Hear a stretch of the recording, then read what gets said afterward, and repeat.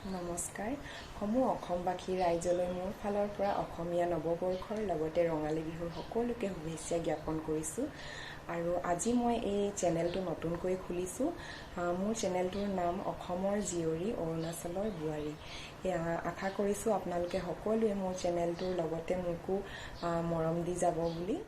আজি প্ৰথম ব্লগটোত মই মোৰ নিজৰ বিষয়ে আৰু মোৰ মাৰ ঘৰখনত আৰু মোৰ হাজবেণ্ডৰ ঘৰখনত কোন কেনেকৈ আছে মই তাকে ক'ব বিচাৰিছোঁ। মোৰ নাম মিছেছ পূবালী তাইৰ ৰংৰাং আৰু মই বিয়া হৈছোঁ অৰুণাচলত। আৰু মোৰ মাৰ ঘৰখনত মা, পাপা, ডাঙৰ বা 2 নম্বৰ বাগৰাকী বিয়া হ'ল, 3 নম্বৰত মই আৰু মোৰ পাছত ভণ্টি এজনী আৰু ভাইটি এটা আছে। ভণ্টিও বিয়া হ'ল। মোৰ হাজবেণ্ডৰ ঘৰখনত শহুৰ, শাহু, দাদা এজন, আমি মাজু হৈছোঁ, মোৰ হাজবেণ্ড মাজু আৰু আমাৰ পুত্ৰ সন্তান এটি আছে আৰু ভাইটি এজন। যোৱাকালি 2 নং কঁঠালগুৰিৰ লং বিহু এযোৰা নিমন্ত্ৰণ কৰিছিলোঁ।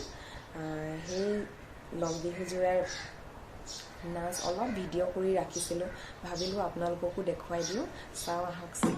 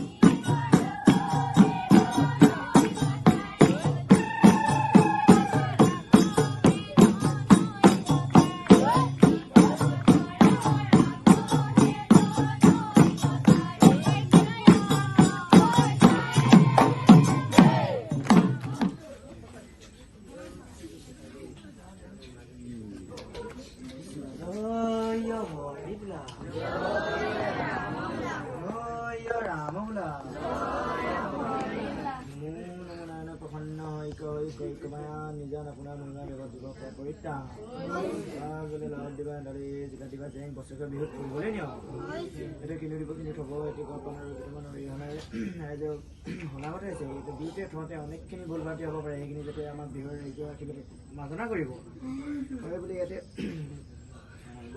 এক্সাম দিব বুলি সেইখিনি যাতে ভালে কৰে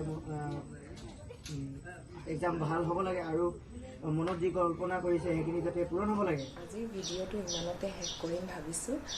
নতুনকৈ বনাইছোঁ যিহেতু ইমান পাৰফেক্ট নহ'ব পাৰে, তাৰ বাবে যদি কিবা ভুল ভ্ৰান্তি হৈছে ক্ষমা কৰিব।